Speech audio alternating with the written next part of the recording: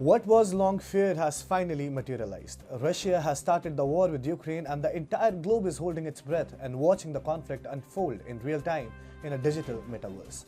While the war is being waged thousands of kilometers away from India, the opposition media and film stars of the country have become overnight geopolitical experts, ordering the government to follow their lead. However, in the process, they are making India's case weak on the global map in a situation as delicate as this, where there is no single solution. Hi and welcome.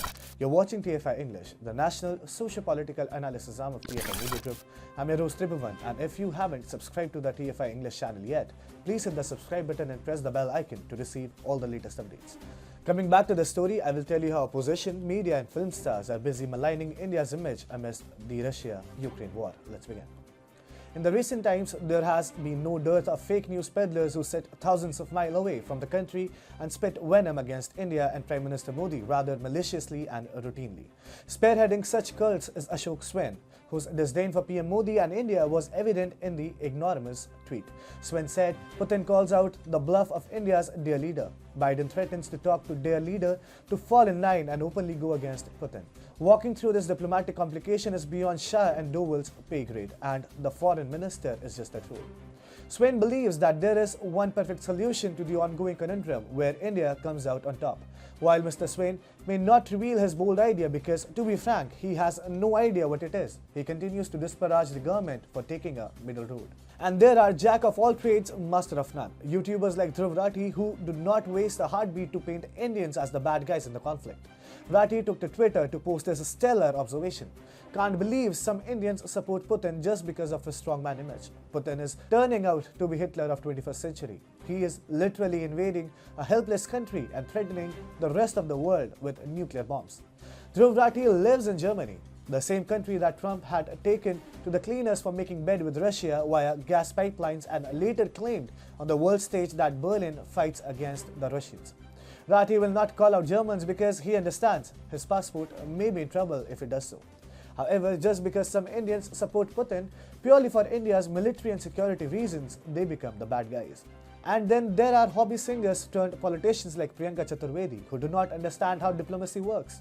While the government is working round the clock to bring the stranded Indians back, Mrs. Chaturvedi has a problem with the strategies used by the government. The Shiv Sena leader believes that it is not the right choice to include and inform the Ukrainian government regarding the evacuation of Indian students. Chaturvedi tweeted, "A country is in crisis. Instead of speaking up for them, instead of ensuring like other nations, we also prioritized evacuation of our people. Our government is now asking Ukraine, which is fighting for its own existence, to ensure the safety of the students." Tone deaf. When schooled by BJP's Dr. Vijay, in charge of Foreign Affairs Department, about the Foreign Ministry's efforts to bring back the students, a stingy Chaturvedi started using passive aggression to counter the arguments. FYI at Vijay63, this isn't about one-upmanship but a shared concern for stranded Indians. If we could have arranged more flights and sooner, we wouldn't have faced this situation. Also, I appreciate the step taken by the MEA India as announced today. So please spare me this timeline, FYI. Rahul Gandhi fangirl Sanjukta Basu, who routinely gushes over Rahul Gandhi's chiseled abs, took to Twitter to share her sarcasm. She tweeted, "Modi spoke to Putin on phone, we are told. I hope he managed to discuss the most important question. How to use Russia-Ukraine war in the UP election.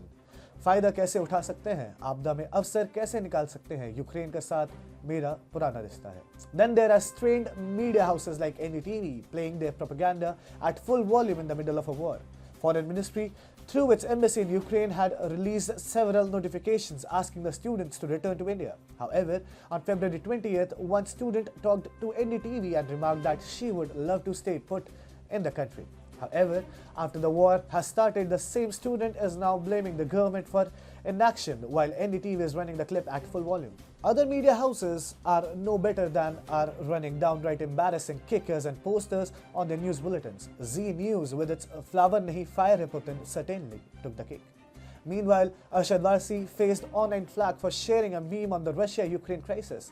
Self-explanatory, Golmaal was way ahead of its time, he wrote, sharing a funny scene from Golmaal, Fun Unlimited. However, Twitter users were not amused by Arshad's humor. "As much as I respect you as an artist, trying to make fun of a war situation is a little insensitive to my taste, sir," one wrote. "I don't think it's time for a meme. Lives at stake," another said. Whatever is happening in Ukraine is indeed sad. War is never the answer and nobody should have the misfortune to endure it.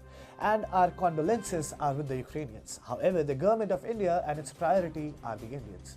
We cannot throw ourselves into the war and take sides. Russia is our biggest military supplier and a trusted ally and has stood by us in numerous conflicts over the years.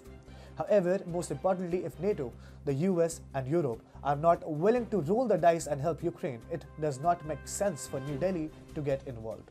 And enraged Russia and a miffed Putin are not the allies India would want when facing the twin threat of Pakistan-China on a border. As for Ukraine, the former USSR colony battled against India when the Vajpayee government conducted the Pokhran nuclear test. Ukraine, along with 25 other countries, had stood against India's security interest to express grave concern regarding the test. Ukraine had also voted in favor of UN Resolution 1172 that had condemned the nuclear test conducted by India. Similarly, Kyiv had called for UN intervention in Kashmir after the abrogation of Article 370.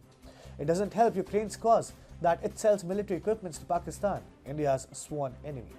PM Modi, in his call with Russian President Vladimir Putin yesterday in a clever manner, communicated what his government believed and simultaneously distanced itself from the war. PM Modi remarked that the war could have been averted through compromise and added it was entirely a Russia-NATO issue. India has played the situation in a just and calm manner, unlike what the doomsday activists would like the readers to believe.